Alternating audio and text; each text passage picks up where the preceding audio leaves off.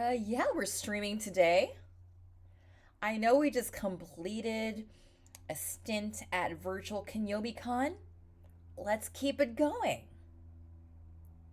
So, which convention are we going to talk about today on Fansview Fridays? Hey everyone, this is Nadeshiko Gatsby, the cottagecore wisteria witch. Welcome to my virtual cottage. Every Friday we have a stream called Fansview Fridays. Fansview Fridays, we go ahead and take a look at the late Kevin Lillard's convention reports. For those of you who don't know, Kevin Lillard was a legend in the anime community.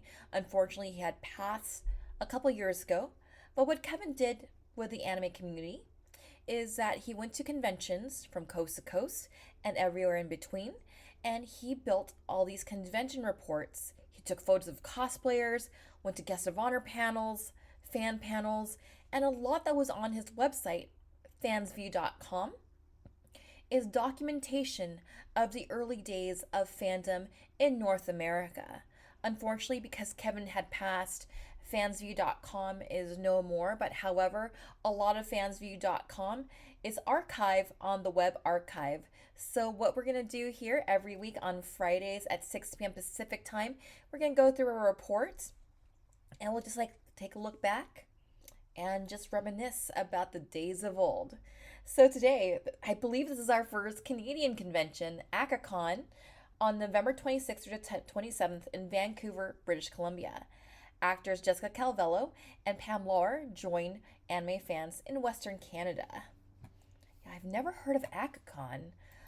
Maybe some of my Vancouver, my British Columbia friends can maybe chime in the chat. Maybe they could chime in the comment section. All right. Aka Con Sunday. Looks like we only are covering Sunday and Monday of this convention. People start gathering on Saturday night. Okay, it's Saturday night in Vancouver. A bunch of the guests of honor for the first Aka Con have gotten together in the hotel lobby for a dash to the downtown Hooters. On hand are artist Steve Bennett in the cap and actor and comedian Jason Lee. And there's ADV Films producer David Williams and actor Jessica Calvello. The Hamiltons from Washington State, who are some of the many volunteers who helped make the Spring Soccer Con possible, showed up with a Seattle area delegation on Saturday night. Poor worn out actor Tiffany Grant had tales of woe from a weird trip from Texas where she made it to Vancouver, but her luggage stayed in Calgary. Williams also popped up with actor Pamela Lauer, and while actor Amanda Winley tried to and while actor Amanda Winley tried to ride herd on actor and artist Doug Smith. Amanda Tomash, in charge of the convention, tried to corral this group, but it was too late. Calvello and Laura had turned into the dirty pair again, and the great reunion was underway. Okay, let's take a look more at Sunday. Here's a look at the Aka Con costumers on Sunday. Okay, we got Vash, we got Tusky.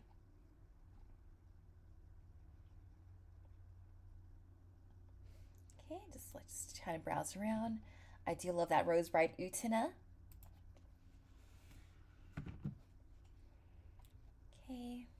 If you know any of these cosplayers, if you are familiar with any of the fandoms, go ahead and shout them out in the chat or on the comment section if you're watching the YouTube broadcast. Wait, I know you.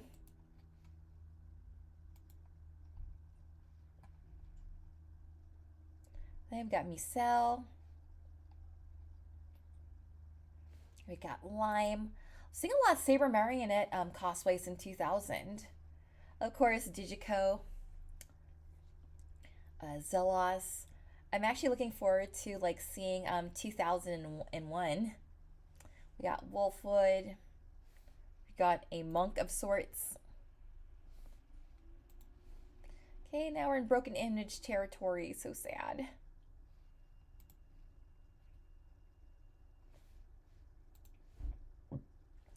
Looks like we got Sailor Pluto. I also love how you can see some of the subtle Christmas decorations in the background. See? I'm assuming like the Chinese dress plus the wings is Dota from Sorcerer Hunters. Not my favorite show, but this was a pretty iconic cosplay back in the day. And then also we have the manga here. Looks like they're cosplaying from, I can't tell if it's Patlabor or Martin's successor Nadeshiko, but maybe you could tell me in the chat. Maybe you could tell me in the comments.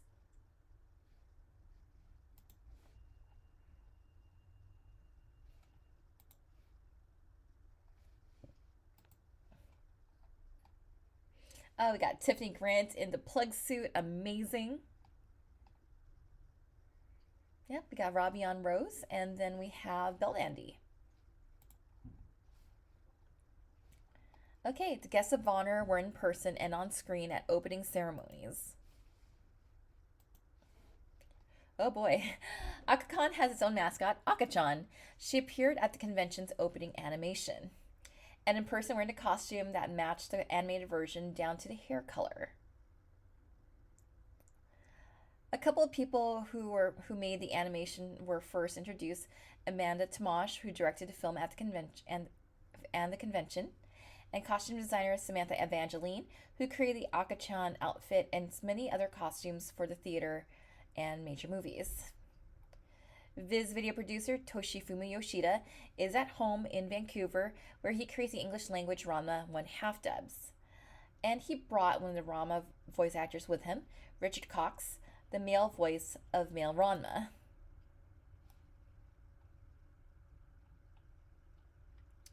Okay, next came the dub producer David Williams of ADV Films, and one of his actors, Jessica Calvello, the voice of Cutie Honey in English. She also voiced Yuri in Dirty Pair. And joining her was the other half of the pair, Pamela Lauer, Kay's English voice. Video company time continued with the appearance of Jerry Chu of Bandai and joined a Cartoon Network success, A Blue Submarine #6, a Bandai title. Artists started to step up with the familiar side of Steve Bennett at Studio Iron Cat, and its latest employee, artist, and occasional actor, Doug Smith. More actors stepped in: Tiffany Grant, Asuka, and Madam President in English.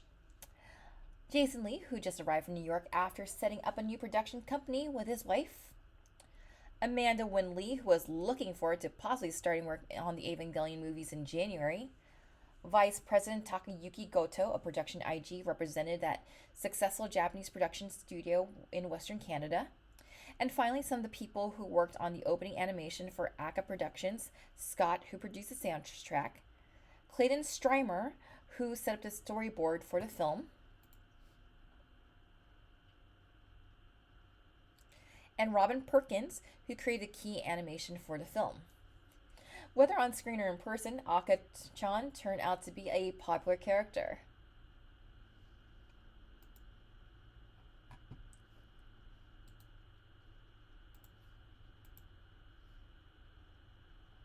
Okay, alright, let's just take a look here. Aka Con has small but enthusiastic costume contest. Okay, let's just take a look at the entries here. We got the Rose Bride. We got some Final Fantasy folks here. And again, if you're familiar with the fandoms, feel free to shout them out in the chat. Feel free to shout them out in the comments. Okay, it looks like Shinji's reading some manga here. Vash is starting across the stage. We got Kamui from X1999. I do love me some X1999. It was like one of my favorite angsty series, because once you jump from shoujo, you start jumping into other genres, and one of them was the angsty pretty boy genre.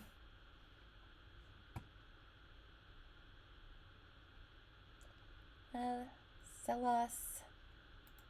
Alright, let's take a look more of what Sun Sunday has to offer. Most of the cosplay award winners had never been in a contest before. Well, considering that this was like the first con of its kind in Vancouver.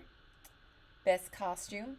I want to assume that this is something from Visual K, but I'm not too sure. Again, shout it out in the comments. Best character creations, looks like we've got Saber Marionette topping that category. Most creative costume, not quite sure what this is, but if you were there at Aka Con, do tell the story behind this costume. Best group, I want to say this is like Final Fantasy All Stars. Someone fill me in here. Well, there's a Dragon Ball character right there. Best skit, looks like I went to like anime boys here. Got Vash, Kamui, Shinji. Don't recognize the other two. Okay, Takayuki Goto's award. That's a pretty awesome Zelos. Pamela Lauer's award. Yeah, it's a very tiny costume contest. Tiffany Grant's award went to Utena Rose Bride. Aka-chan's award, I like that pleather work there. Jessica Calvello's award went to the selfie. Steve Bennett's award number 1 went to Renoa. Steve Bennett's award number 2. Can't tell, it's either the Shinsengumi guy or person in a suit. Samantha Evangeline's award went to this group right here. All right, what else happened on Sunday? Actor Tiffany Grant faced a room full of curious fans. So what is actor Tiffany Grant doing after playing a lead in the independent comedy Laughing Boy? It's a cross between Dumb and Dumber and Monty Python's Flying Circus, she said, and working as an extra in a conspiracy thriller, Arlington Road. She's recording the part of Ryoko Subaru in Martin's successor, Nadeshiko. The odd spoof of a giant robot in space battle shows, yes, it's another one of those Grant's bossy roles in the tradition of Asuka, Madam President. It's a real fan favorite with a lot of inside jokes, said Grant about the Nadeshiko series, which often leaves viewers wondering if they should take the action too seriously or not. Nadeshiko is one of my favorites. English language dubbing can be a lonely job because the performers deliver their lines alone in the booth, and only the director and producer and engineer to deal with. Grant noted that the actors can go through an entire series and never see each other, even though they have many scenes together, because each actor has a separate recording session. That's far different from the Japanese technique of having each cast go to a studio for an after recording, where they dub an entire show in the style of a radio play. In original English language animation, the voices are recorded first, and animators draw characters to match the actors' lines. In Japan, the animation is created first, and the dialogue is dubbed over the finished film.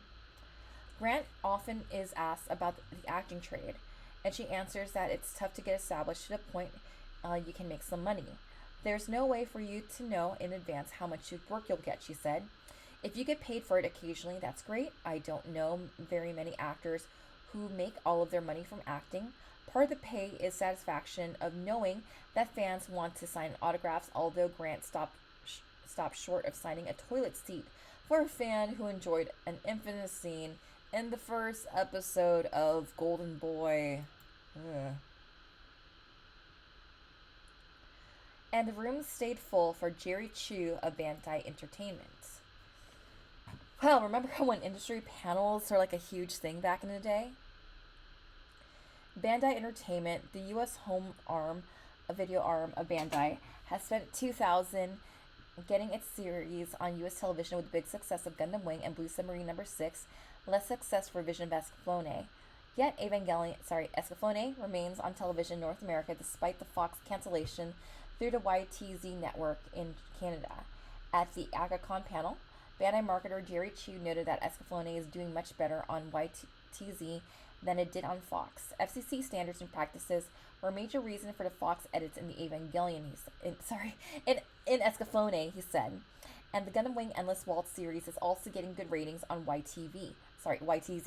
US fans might look at the statement and wonder how Endless Waltz got on Canadian television before a US release. Chu couldn't say. Some 2001 plans of note from Bandai. The Dark Soldier D live-action movie, Crest of the Stars in March, Angel Link's an animated spin-off of Outlaw Star, a release of Endless Waltz on both VHS and DVD, and the original 43 episodes of the first 1979 Gundam TV series digitally remastered. That will leave lots of Gundam series from the last 21 years not on home video in North America, and Chu said there's no way to tell when the unreleased Gundam series will follow. There's no word yet on when the Vision of Escaflowne movie may be released in North America and home video, he said. Also look for the Saber Marionette J series on DVD. For the anime industry, 2000 has been a year of the DVD, with VHS sales falling back in comparison to the sales of the 12-centimeter disc.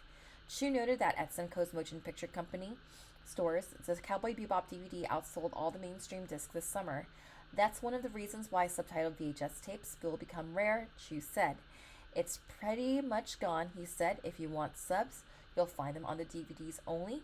You'll find VHS, but it will only be for mainstream titles. Bandai expects to release some titles on DVD only in 2001. Voices from Ranma 1/2 made a very rare convention appearance. This is something not seen at an anime convention since 1997, a panel discussion with members of the Ranma 1/2 English language voice cast. It's fitting that Aka Con got this rare privilege because Ranma actors are based in Vancouver, where the series dubs are produced. From left to right, this group is Paul Dobson, who played Papacy with Richard Cox, the male Ranma, Willow Johnson, the voice of Kasumi Tendo, and according to producer Toshifumi Yoshida, these actors and a surprising number of the Ranma cast have something in common. They've all worked as voices in the My Little Pony TV show. Complaints about voice acting go back to the days when Bud Collyer was cast as the voice of Superman in the 1930s radio shows. If you've read a comic book, everyone has an idea in their head what the character's voice is like, and that would ruin the experience when you hear the voice in the cartoon, said Dobson. For Hapisai, obviously, you're going to make it a bold voice. Being that he's a pervert, you just do what comes naturally. Dobson likes to listen to original Japanese voice acting performance of his underwear stealing character to get an idea of how his reading should go. However, he doesn't depend on the original's method of matching lines to lip flaps. The sequences when the on-screen characters' mouths are moving because the Japanese originals aren't too accurate. Authors note anime characters' faces don't form words, but just open and close. Cox is the second voice of the male Ranma. The first was a woman, Sarah Strange, and Cox is the best match for her voice. I heard someone once say you should start by deciding how the character should laugh and go from there, Cox said. This actor's background was in the theater since childhood, which helped get him the loud performances of the Ranma series. That was pretty broad and prepared you for the anime and Ranma, Cox said about the slapstick acting style required of Ranma actors. Johnson is the only member of this changeable cast who has been with the Ranma production since its beginning in the early 1990s. She said that the normal speaking voice is so close to Kasumi's anime voice. I try to match it to the Japanese actor who voiced her. She's a unique character, said Johnson. None of these actors make all their living from the Ranma series, even though there were a couple years left before every last show is dubbed. Watch closely and you'll see their faces pop up in many TV shows and movies produced in Vancouver to take advantage of the lower production costs in Canada than in the US. And followed by some familiar faces from ADV Films. Ironically, one of the more interesting items associated with a panel discussion given over to ADV Films was on an item that isn't an ADV property but involves people associated with the Texas company. The Neon Genesis Evangelion movies belong to Manga Entertainment, and Amanda Wynn Lee, seen here with her husband Jason Lee, is slated to direct a dub.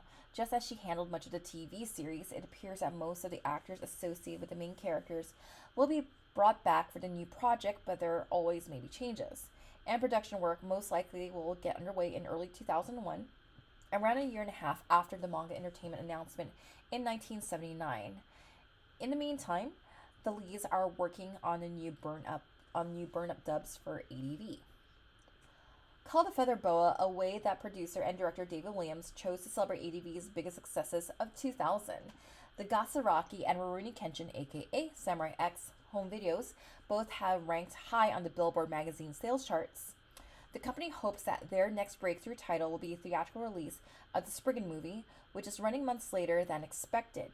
Williams said that ADV decided to delay the release until early 2001 to clear the way for a major promotion to avoid competition with other fall and winter releases. In the Robotech race that sees ADV with the rights to the 3 series English language version and Anime Ego with the rights to the original Macross, Williams said that ADV plans to fill a DVD disc with extras from the series, most likely from Carl Masick's restoration work and archives. During the Robotech DVD release, the company also plans to release a box that will eventually hold all the series discs, with all the ADV series set for re-release in the months to come, from Sailor Moon and Sorceress Stabber Orphan, renamed Orphan, to a new series of Those Who Hunt Elves and Spectral Force, complete with the video game and Student Iron Cat comic. The strangest title will be the enigmatic, downright weird Super Milk Chan. An animator said that nothing about the job of making things move is easy. The opening animation of Aka Con lasted less than a minute, but it took weeks to create. If you wonder why you see so many names on the credits for a cartoon, ask Robin Perkins, who did much of the animation on the short film shown at the convention. A remarkable amount of work is needed to create the illusion of movement on screen, and Perkins took a few minutes to guide fans through that procedure. By the way, Perkins picked up most of her techniques from studying at the Sheraton Animation School. She's a fun character to draw, but there are too many metal pieces on her, Perkins said about Aka-chan mascot, who was the subject of the opening animation. So, as happens in most films, the original character design was simplified to make her an easier draw for each frame of the animation. One subtle item takes even more time. Note that the character isn't painted in flat colors, but shaded to show the contours of her body and wings. That creates a convincing 3-dimensional effect, but it's hard to get the shading just right from frame to frame.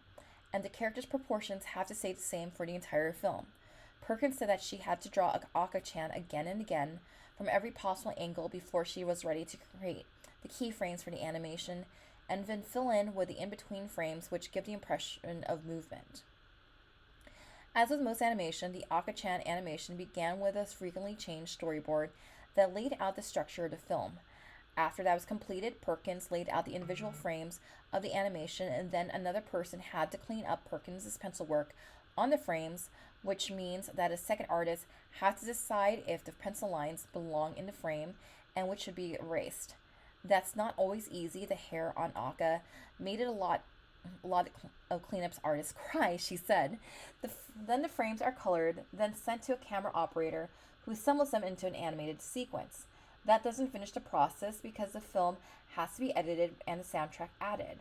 For the brief Aka-chan film, around 1 month's work was needed. Alright, let's head over to Monday. There were a handful of costumers left on Monday. Okay, let's just take a look here.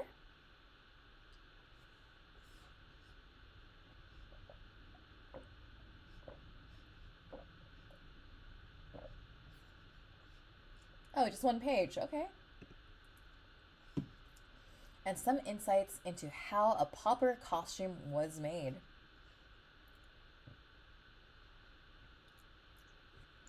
All right. When the Aka-chan organizers decided they wanted a live version of the Aka-chan mascot, they turned the job over to costume designer and maker Samantha Evangeline. Provided with a model and her measurements, Evangeline, in jeans and black, was able to create the costume in a few days. As with the animated Aka-chan, the costume is a simplified version of original character design made out of PVC fabric instead of metal feathers. A closer look at the costume was shown how some of the interesting details were created. The horns aren't horn or clay.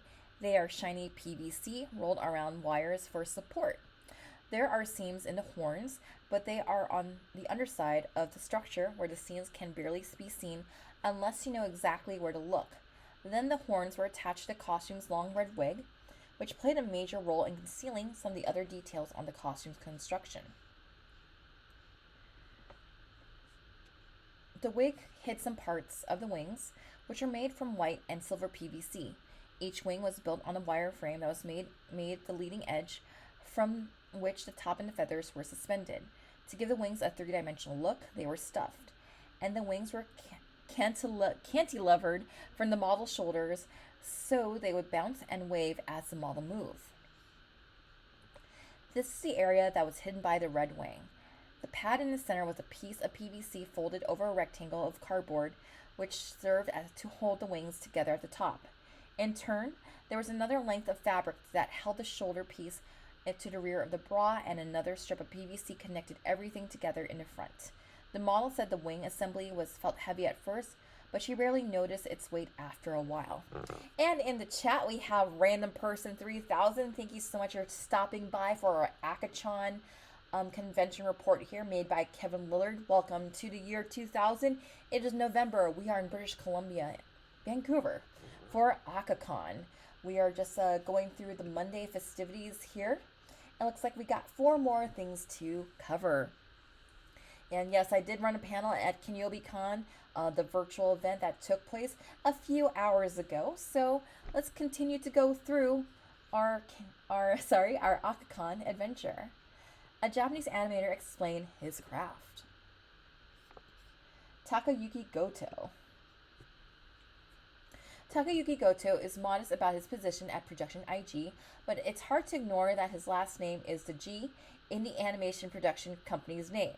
And he has an impressive list of production credits as an animator and character designer, including Please Save My Earth, Video Girl AI, and Kimiguri Orange Road. IG and the rest of the anime industry pump out episodes for 30-40 shows a year, and while it seems like every major anime has come to North America in recent years, Goto said that only a handful of the available titles cross the Pacific. The eyes of the experienced artist and the seasoned fan can pick out the subtle differences in character design in a series' episodes as animation directors change. When you reach the point that you can say there's a different animator on the show, you have reached a stage of animation otaku, said Goto.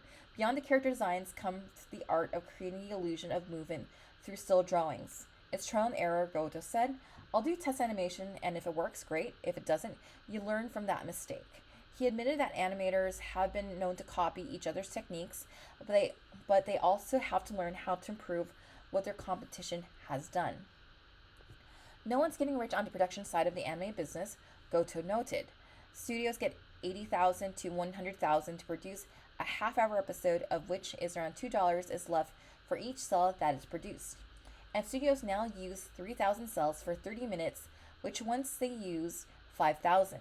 With those finances, it's no surprise that half of IG's output is the opening animation and cutscenes for video games, which with the rest going into anime shows and movies. Yes, Random Person 3000, this is a very fascinating history of a time capsule of anime fandom, and this is why we do this, just so we can preserve this history so people can look back and learn. An American say it 3 times fast. And an American anime company looked at future plans. So what about the Inuyasha? Producer Toshifumi Yoshida of Viz Videos said, "There's nothing new on the company's chances of getting the latest animated series based on the works of Rumiko Takahashi.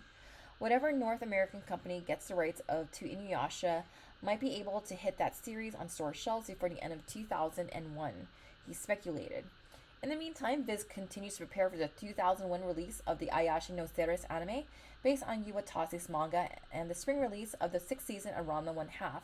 There's enough Ranma to be released for another couple of years, he said. Anime series also have provided Viz with many of the manga titles they produce, with the Revolutionary Girl Utena manga scheduled to start in early 2001. Viz also has Gundam Wing manga, which is not the same as a series published by Mix, Yoshida said, and an El Hazard series. Pokemon remains a big series for Viz, with several manga titles and TV shows on the way, and even a Pokemon newspaper strip that has found its way into some papers in North America. Fans of Maze and Ikoku series might have something to look forward to. There's a chance that Viz may revive the series with a fresh set of dubs, depending on the decisions of the new supervisor of the Viz video division, who is an Ikoku fan. Yoshida said if the fan support was there, it would never stop, he noted. And Yoshida said that Viz was working on getting several new titles that he could not yet discuss.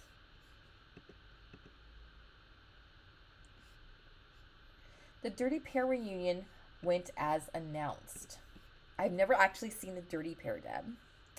As promised, Aka Con delivered on the Dirty Pair reunion, featuring three key figures in the 80 V Films dubs on the first series of the original OAV series. Producer David Williams appeared with Jessica Calvello Center, the English language voice of Yuri, and Pamela Lauer, the English voice of Kay. Another year and a half passed since the three had worked together on the dubs. Working together is an apt description in this case, because Williams supervised Calvello and Laura as they simultaneously dubbed the roles from the separate booths. We let them go back and forth at each other in the studio, just like in the show. Yes, this was before Inuyasha was on Adult Swim, so we're looking at November 2000. Because Inuyasha would not be on Adult Swim until fall of 2002, so maybe 2 years later. After Williams presented the actors with dolls of their characters that had them screaming with delight, the audience was shown the infamously profane blooper reel.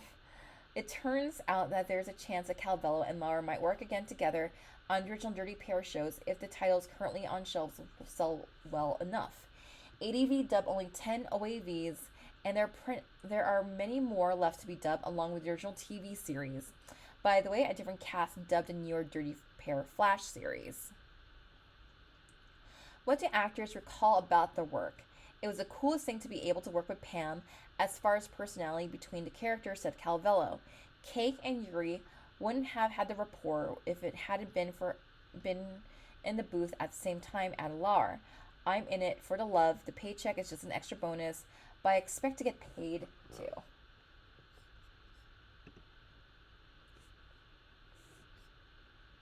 The author looked back at the show as it was over. Notes from an author still stunned by the crab brain dip offered by an Iron Chef contestant. A couple of months before the trip to British Columbia, the author heard some scuttlebutt that Aka Con only had a few people registered in advance, and it was very easy to reserve a hotel room at the convention rate a couple weeks before the event. Well, after the announced cutoff date, so how many Western Canadian fans showed up for this event? In numbers, it was another small event like Anime Iowa or SegoyCon. The proportion of anime fans of Asian descent at the event seemed to be higher than at Anime Expo, which should be no surprise for the area saw the large influx of people from Hong Kong in the last 5 years. And there were many people who drove up from Washington State, including some seen last at SakuraCon 7 months earlier. The author heard that around 250 people registered in advance, and he had been told that around 700 were in hand for the weekend. The numbers likely would have been larger had the convention been held on a more typical Friday through Sunday schedule instead of the unusual Sunday and Monday format. The previous Monday had been a national holiday in Canada, but November 27 was a work day for most people, even though it was parliamentary election day. The first day of the convention felt unusual because of there seemed to be fewer people on hand as the day turned into night, or the opposite usually happens. That probably was because the convention opened on Sunday, and fans tend to make early exits from conventions on Sundays. And there is an enormous amount of entertainment competition in Vancouver, which has a remarkably lively downtown district, much like Buckhead near Atlanta and Rush Street in Chicago. Also, things were more confused than usual at this convention than other events in 2001, showing that the promoters had a few things to learn for the next event. In fairness, the promoters said that some of the confusion came from because the hotel lost some of the materials. While there was some trouble with volunteers, others put in endless hours to get things done. A few may have gotten a couple of hours of sleep during the weekend. The convention had planned to post a thank you note to the volunteers at their website. Still, there were people hanging around at the hotel until the very end of the event on Monday night, and the convention can't be blamed for the Sunday rain. Furthermore, Steve Bennett of Studio Iron Cat made an important observation when he handed out the Dutch Judges Award at the costume contest. Bennett asked all the first-time convention goers to raise their hands, and nearly every hand in the hall went up, including the costumers. The back of the badges had an ad for the 2001 edition of the convention. Liberal-minded people like the author thought the printers got the date wrong for this year's event, which means we'll get a chance to see a bigger and better event in 1 year. Just like the 1999 trip to the Canadian National Anime Expo, this is one of those no way in hell this is going to happen because it doesn't make sense sort of trips. Halfway across North America for an anime convention, on an airline where the workers are having a slowdown during the busiest and worst travel weekends of the year. Well, after a couple weeks of thinking it over, the author peeked at a travel website and saw that few plane fares weren't desperately high, so he decided to take the risk of making the trip. The author arrived on time, but his suitcase took another 12 hours to arrive. There's one bizarre thing about traveling through the Vancouver International Airport. You have to pay extra to get out of the country. The airport has an extra tax to pay for improvements, but instead of hiding it in user fees, they collect it when travelers just before they get on their flights out of town. Cute idea, especially when the RCMP found that some of the airport workers were slimming some of the cash off the top. At least it was just only in Canadian dollars, which good friend jokingly calls monopoly money. While waiting for the New Year's convention season to start, there could be something to watch that develop in 2000. Recall Aka Con coverage from February, the story from Chris Orr, the comic book legal defense one, about the potential censorship of comic stores that sold anime and manga.